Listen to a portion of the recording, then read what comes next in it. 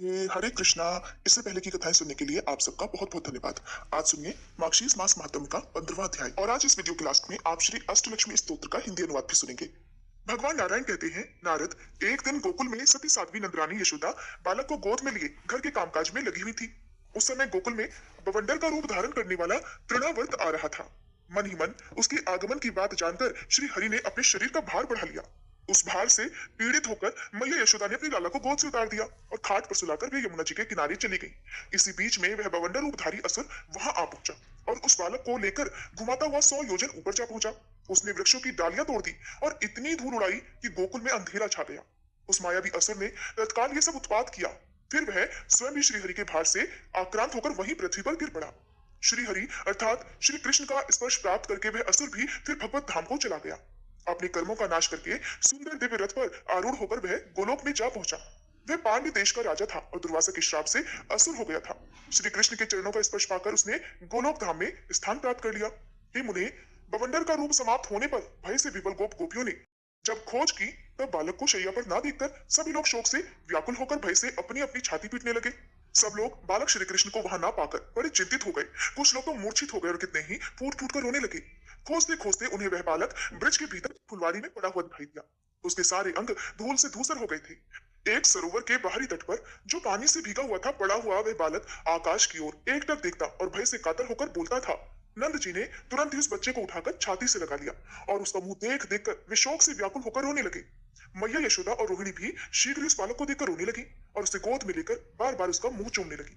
उन्होंने उस बालक को नहलाया, उसकी रक्षा के लिए मंगल पाठ करवाया। फिर यशोदा जी ने अपने लाला को स्तनपान करवाया। उसके बाद उनके मुख और नेत्रों में प्रसन्नता छाने लगी। नारद जी ने पूछा, भगवान, पांड्य देश के राजा को दुर्वासा जी ने श्राप क्यों दिया? आप इस प्राचीन इतिहास को भलीभांति विचार करके कहिए। तब भगवान नारायण बोले, एक बार पांड्य देश के प्रतापी राजा अपने 1000 पत्नियों को साथ लेकर मनोहर निर्जन प्रदेश में गंधमादन पर्वत की नदी तीरस्थ पुष्प वाटिका में जाकर सुख से विहार करने लगे। एक दिन वे नदी में अपनी पत्नियों के साथ जल क्रीड़ा कर रहे थे। उस समय उन लोगों के वस्त्र अस्त व्यस्त थे। इसी बीच अपने हजारों शिष्यों को अपने साथ लेकर महामुनि दुर्वासा उधर से निकले। मतवाले सहस्त्राक्ष ने उनको देख लिया, पर न वे जल से निकले, न ही उन्हें प्रणाम किया, न वाणी से न हाथ के संकेत से ही कुछ कहा। इस निर्लजता और उद्दंडता को देखकर दुर्वासा जी ने उनको योग भ्रष्ट होकर भारत में लाख वर्षों तक असुर योनि में ही रहने का श्राप दे डाला और कहा कि इसके अनंतर श्री हरि के चरण कमल का स्पर्श प्राप्त होने पर ही असुर योनि से उद्धार होकर तुम्हें गोलोक की प्राप्ति होगी। और उनकी पत्नियों से भी कहा कि तुम लोग भारत में जाकर तरह तरह के स्थानों में राजाओं के घरों में जन्म धारण करके राजकन्या हो जाओगी। मुनि के श्राप को सुनकर सभी लोग हाहाकार कर उठे। राजा सहस्त्राक्ष की पत्नियां करुण विलाप करने लगी। अंत में राजा ने एक बड़े अग्निकुंड का निर्माण किया और इसमें श्री हरि के चरण कमलों का अपने हृदय में चिंतन करते हुए वे अपनी पत्नियों सहित उसमें प्रवेश कर गए। इस प्रकार वे राजा सहस्त्राक्ष तृणावर्त नामक असुर होने के बाद श्री हरि का स्पर्श पाकर उनके ही परम धाम में चले गए और उनकी रानियों ने भारतवर्ष में मनोवांछित जन्म ग्रहण किया।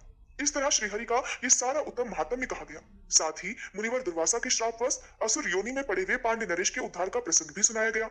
अब जानिए यशोदा जी के घर गोपियों का आगमन और उनके द्वारा उन सब का सत्कार, शिशु श्री कृष्ण के पैरों की चोट से शकट का चूर चूर होना और श्री कृष्ण कवच का प्रयोग और महात्म्य का वर्णन। भगवान नारायण कहते हैं, हे देवर्षि, एक दिन नंद पत्नी यशोदा जी अपने घर में अपने भूखे बालक को गोद में लेकर उन्हें प्रसन्नता पूर्वक स्तनपान करा रही थी। उसी समय नंद मंदिर में बहुत सी गोपियां आई, जिनमें से कुछ बड़ी बूढ़ी थी और कुछ यशोदा जी की सखियां थी। इनके साथ और भी बालक बालिकाएं थे। उस दिन नंद जी के यहाँ अभ्युदिक कर्म का संपादन हुआ था। उसी अवसर पर गोपियों को अपनी ओर आता हुआ देखकर यशोदा जी ने अपने बालक श्री कृष्ण को, जिसका कि अभी पेट भरा भी नहीं था, शीघ्र ही शैया पर सुला दिया और स्वयं उठकर प्रसन्नता पूर्वक उन सभी को प्रणाम किया। इतना ही नहीं, बड़ी प्रसन्न हुई गोपी यशोदा ने उन सबको तेल, सिंदूर, पान, मिष्ठान, वस्त्र और आभूषण भी दिए। इसी बीच में माया के स्वामी भगवान श्री कृष्ण माया से भूखे बनकर अपने दोनों पैर ऊपर फेंक फेंक कर रोने लगे, जैसा कि अक्सर नन्हे शिशु किया करते हैं। मुने, उनके पास ही गोरस के मटकों से भरा हुआ छकड़ा रखा हुआ था। श्री कृष्ण का एक पैर उससे जा लगा। विश्वंभर के पैर का आघात लगने से वह छकड़ा चूर चूर होकर टूट गया। अब उसके अंदर भरा हुआ दही, दूध, माखन, घी और शहद धरती पर गिरकर बह चला। ये आश्चर्य देखकर भय से व्याकुल हुई गोपियां उस बालक के पास दौड़ी हुई आईं। उन्होंने देखा कि छकड़ा तो टूट चुका है और बालक उसकी बिखरी हुई लकड़ियों के अंदर दबा हुआ है। टूटे फूटे मटकों का समूह और बहुत सा गोरस अर्थात दूध, दही, घी, माखन भी वहां पर गिरा हुआ दिखाई दिया। लकड़ियों को दूर फेंककर भय से व्याकुल हुई यशोदा जी ने अपने नन्हे से बालक को गोद में उठा लिया। योग माया की कृपा से उस बालक के सारे अंग सुरक्षित थे, उसे कुछ भी नहीं हुआ था। बस वह तो भूख से व्याकुल हो रहा था। यशोदा जी ने अब अपने नन्हे से बालक को स्तनपान कराया और स्वयं उस घटना से डरकर फूट फूट कर रोने लगी। गोपो ने वहां खेलते हुए बालकों से पूछा कि अरे बालकों, ये छकड़ा कैसे टूटा है? इसके टूटने का यहाँ तो कोई कारण दिखाई नहीं देता। अचानक ये अद्भुत कांड कैसे घटित हो गया? उनकी बात सुनकर सब बालक बोले, हे गोपगणों, सुनो, अवश्य ही श्री कृष्ण के पैरों का धक्का लगने से ये छकड़ा टूटा है। बालकों की बात सुनकर गोप और गोपियां हंसने लगी। उन्हें उनकी बात पर बिल्कुल भी विश्वास नहीं हुआ। वो बोली, अरे बच्चों की बातें सच नहीं होती। तुरंत ही श्रेष्ठ ब्राह्मण वहां आए और उन्होंने उस बालक की रक्षा के लिए स्वस्ति वाचन किया। एक ब्राह्मण ने शिशु के शरीर पर हाथ रखकर कवच पढ़ा। हे विप्रवर, वह समस्त शुभ लक्षणों से युक्त कवच अब मैं तुम्हें बता रहा हूँ। वह यही कवच है जिसे पूर्व काल में श्री विष्णु के नाभि कमल पर विराजमान ब्रह्मा जी को भगवती योग माया ने दिया था। उस समय जल में शयन करने वाले त्रिलोकीनाथ विष्णु जल के भीतर नींद ले रहे थे। ब्रह्मा जी मधु कैटव के भय से डरकर योग निद्रा की स्तुति कर रहे थे। उसी अवसर पर योग निद्रा ने उन्हें इस कवच का उपदेश किया था। योग निद्रा बोली, हे ब्राह्मण, तुम अपना भय दूर करो। जगतपते, जहाँ श्रीहरि विराजमान है और मैं मौजूद हूँ, वहां तुम्हें भय किस बात का है? तुम यहाँ सुखपूर्वक रहो।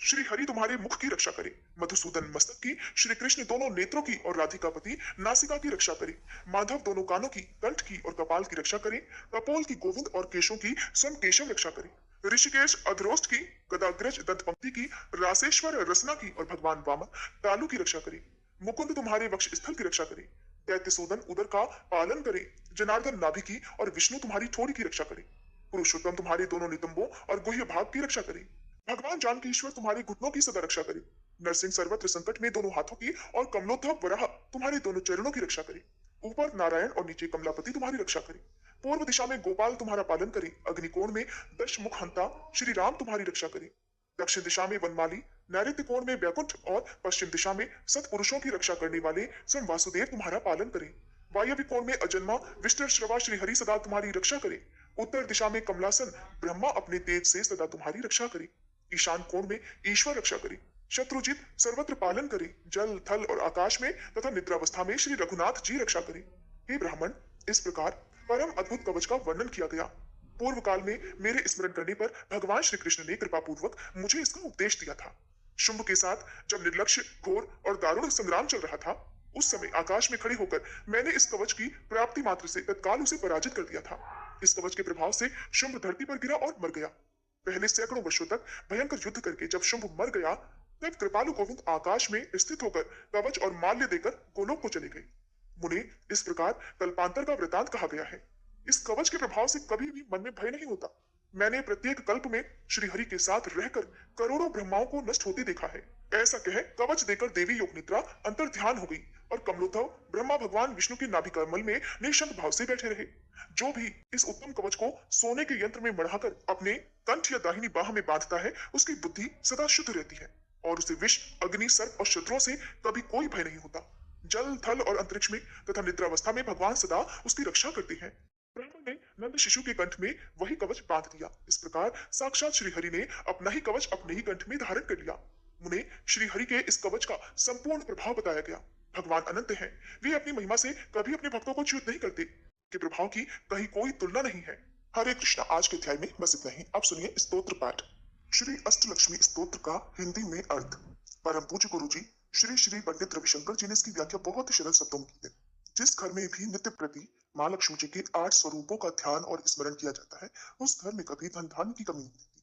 माँ लक्ष्मी के ये 8 स्वरूप हैं: आद्य लक्ष्मी, धन लक्ष्मी, विद्या लक्ष्मी, धान्य लक्ष्मी, धैर्य लक्ष्मी, संतान लक्ष्मी, विजय लक्ष्मी और गज लक्ष्मी।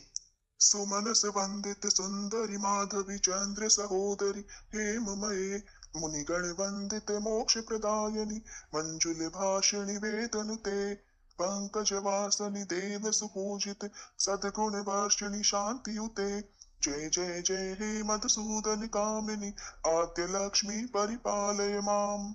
अर्थात देवी, आप सभी भले मनुष्यों के द्वारा वंदित सुंदरी, माधवी अर्थात माधव की पत्नी, चंद्र की बहन, स्वर्ण अर्थात सोने की मूर्त रूप, मुनिगणों से घिरी हुई, मोक्ष देने वाली, मृदु और मधुर शब्द कहने वाली, वेदों के द्वारा प्रशंसित हो, कमल के पुष्प में निवास करने वाली और सभी देवों के द्वारा पूजित, अपने भक्तों पर सद्गुणों की वर्षा करने वाली, शांति से परिपूर्ण और मधुसूदन के प्रिय हे देवी आदि लक्ष्मी, आपकी जय हो, आप मेरा पालन करो। धिम धिम धिम धिम धिम धिम धिम धिम धुम पुनाद सुपूर्णमये गुम गुम गुम गुम गुम गुम गुम गुम शंखनिनाद सुवात्यनुते वेद पुराण इतिहास सुपूजित वैदिक मार्ग प्रदर्शयुते जय जय हे मधुसूदन कामिनी धन लक्ष्मी रूपेण पालय माम। अर्थात दुंदुभि अर्थात ढोल के धीमी धीमी स्वर से आप परिपूर्ण हो। घूम घूम घूम घूम की ध्वनि करते हुए शंखनाद से आपकी पूजा होती है। वेद पुराण और इतिहास के द्वारा पूजित देवी आप भक्तों को वैदिक मार्ग दिखाती हो। मधुसूदन की प्रिय हे देवी विद्यालक्ष्मी आपकी जय हो आप मेरा पालन करो। प्रणत सुरेश्वर भारती भार्गवी शोक विनाशिनी रत्नमये मणिमय भूषित कर्ण विभूषण शांति समावृत हास्य मुखे नवनिधि दायनि कलिमल हारिणि कामित फल प्रद हस्तयुते जय जय हे मधुसूदन कामिनी विद्या लक्ष्मी सदा पालय माम। अर्थात सुरेश्वरी को भारती भार्गवी शोक का विनाश करने वाली रत्नों से शोभित देवी को प्रणाम करो। विद्यालक्ष्मी के कर्ण अर्थात कान मणियों से विभूषित है। उनके चेहरे का भाव शांत और मुख पर मुस्कान है। देवी आप नवनिधि प्रदान करती हो, कलयुग के दोष हरती हो, अपने वरद हस्त से मनचाहा वरदान देती हो। मधुसूदन की प्रिय है देवी विद्यालक्ष्मी आपकी जय हो आप मेरा पालन करो। ऐ कलि कल्मष नाशिनी कामिनी वैदिक रूपिणी वेदमये क्षीर समुद्धव मंगल रूपिणी मंत्र निवासिनी मंत्रयुते मंगलदायिनी अम्बुज वासिनी देवगणाश्रित पादयुते जय जय जय हे मधुसूदन कामिनी धान्य लक्ष्मी परिपालय माम। अर्थात हे धान्य लक्ष्मी आप प्रभु के प्रिय हो, कलयुग के दोषों का नाश करती हो, आप वेदों का साक्षात रूप हो, आप क्षीर सागर से जन्मी हो, आपका रूप मंगल करने वाला है, मंत्रों में आपका निवास है और आप मंत्रों से ही पूजित हो। आप सभी को मंगल प्रदान करती हो, आप अम्बुज अर्थात कमल में निवास करती हो, सभी देवगण आपके चरणों में आश्रय पाते हैं। मधुसूदन की प्रिय है देवी धान्य लक्ष्मी आपकी जय हो आप मेरा पालन करो। जय वर वर्षिणि वैष्णवी भार्गवी मंत्र स्वरूपिणी मंत्रमये सुरगण पूजित शीघ्र फल प्रद ज्ञान विकासिनी शास्त्र नुते भव भय हारिणि पाप विमोचिनी साधु जनाश्रित पादयुते जय जय हे मधुसूदन कामिनी धैर्य लक्ष्मी परिपालय माम। अर्थात हे वैष्णवी आप विजय का वरदान देती हो। आपने भार्गव ऋषि की कन्या के रूप में अवतार लिया। आप मंत्र स्वरूपिणी हो, मंत्रों में बसती हो, देवताओं के द्वारा पूजित है देवी आप शीघ्र ही पूजा का फल देती हो। आप ज्ञान में वृद्धि करती हो, शास्त्र आपका गुणगान करते हैं। आप सांसारिक भय को हरने वाली, पापों से मुक्ति देने वाली हो। साधुजन आपके चरणों में आश्रय पाते हैं। मधुसूदन की प्रिय है देवी धारी लक्ष्मी आपकी जय हो आप मेरा पालन करो। ऐ खगवाहिनी मोहिनी चक्रिणी राग विवर्धनी ज्ञानमयी गुण गणवारिधि लोक हितैषिणी सप्त स्वर भूषित गान नुते सकल सुरासुर देव मुनीश्वर मानव वंदित पादयुते जय जय हे मधुसूदन कामिनी संतान लक्ष्मी परिपालय माम। अर्थात गरुड़ आपका वाहन है, मुंह में डालने वाली, चक्र धारण करने वाली। राग अर्थात संगीत से आपकी पूजा होती है। आप ज्ञानमयी हो, आप सभी शुभ गुणों का समावेश हो, आप समस्त लोक का हित करती हो। सप्त स्वरों के गान से आप प्रशंसित हो। सभी देवता असुर मुनि और मनुष्य आपके चरणों की वंदना करते हैं। मधुसूदन की प्रिय हे देवी संतान लक्ष्मी आपकी जय हो आप मेरा पालन करो। जय कमलासनि सद्गतिदायिनि ज्ञान विकासनि ज्ञानमये अनुदिन मर्चित कुमकुम धूसर भूषित वसित वाद्यनुते कनक धरा स्तुति वैभव वंदित शंकर देशिक मान्य पदे जय जय हे मधुसूदन कामिनी विजय लक्ष्मी परिपालय माम। अर्थात कमल के आसन पर विराजित देवी आपकी जय हो। आप भक्तों के ब्रह्म ज्ञान को बढ़ाकर उन्हें सद्गति प्रदान करती हो। आप मंगलगान के रूप में व्याप्त हो। प्रतिदिन आपकी अर्चना होने से आप कुमकुम से ढकी हुई हो। मधुर वाद्यों से आपकी पूजा होती है। आपके चरणों के वैभव की प्रशंसा आचार्य शंकर और देशिक ने कनकधारा स्तोत्र में की है। मधुसूदन की प्रिय हे देवी विजय लक्ष्मी आपकी जय हो आप मेरा पालन करो।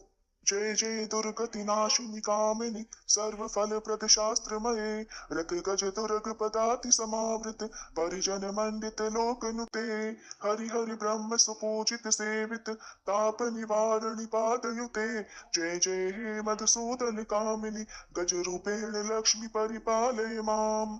अर्थात हे दुर्गति का नाश करने वाली विष्णु प्रिया सभी प्रकार के वर देने वाली, शास्त्रों में निवास करने वाली देवी, आपकी जय जयकार हो। आप रथों, हाथी, घोड़ों और सेनाओं से घिरी हुई हो। सभी लोकों में आप पूजित हो। आप हरि, हर और ब्रह्मा जी के द्वारा पूजित हो। आपके चरणों में आकर सभी कष्ट समाप्त हो जाते हैं। मधुसूदन की प्रिय है देवी गजलक्ष्मी, आपकी जय हो, जय हो। आप मेरा पालन करो। श्री अष्टलक्ष्मी स्तोत्र समाप्त हुआ।